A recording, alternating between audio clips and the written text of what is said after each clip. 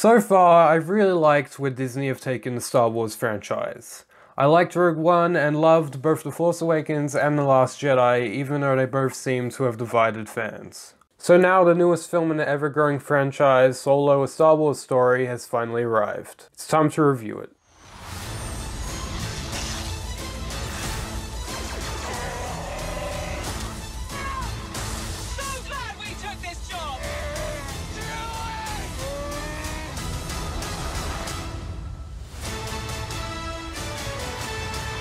So this review is pretty late, and I'm sorry about that.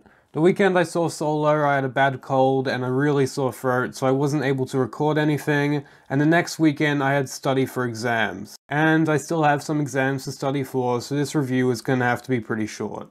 And since this movie's been out for a while, I'm going to discuss some spoilers.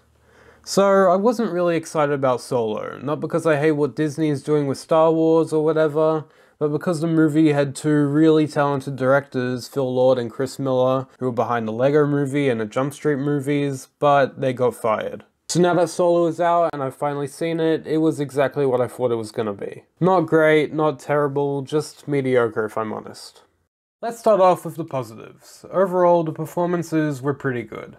Alden Ehrenreich was pretty good as Han Solo. Sometimes it felt like a Harrison Ford impression, but most of the time he seemed to be making the character his own thing, which I liked. Emilia Clarke was also good, and I found her character and her relationship with Han really interesting as well. Woody Harrelson was good, but kind of reminded me of a bunch of characters he's already played. And Donald Glover as Lando was a huge standout.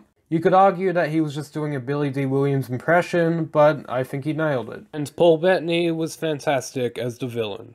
There were also some really good action scenes. The opening action scene was fantastic and a lot of fun. The train heist was pretty good, and the Millennium Falcon escaping this giant space monster was a lot of fun. There were some action scenes that weren't that good, but I'll get to those later. But the action scenes that were great were really great. It also did a pretty good job expanding the Star Wars universe, and it was a pretty cool moment seeing Darth Maul at the end. Even though that was already spoiled to me by people on the internet. As for the negatives, the more close-up action scenes that didn't have that much CGI weren't really that good. It was just a lot of shaky cam and quick cuts obscured by dust. Speaking of, the cinematography was just plain bad.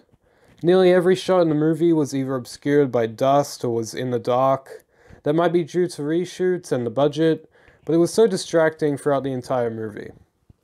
There were also some forced fan service moments, like where Han shot first. That was just the worst moment of the entire movie. And yeah, Han getting the name Solo was also a pretty dumb moment.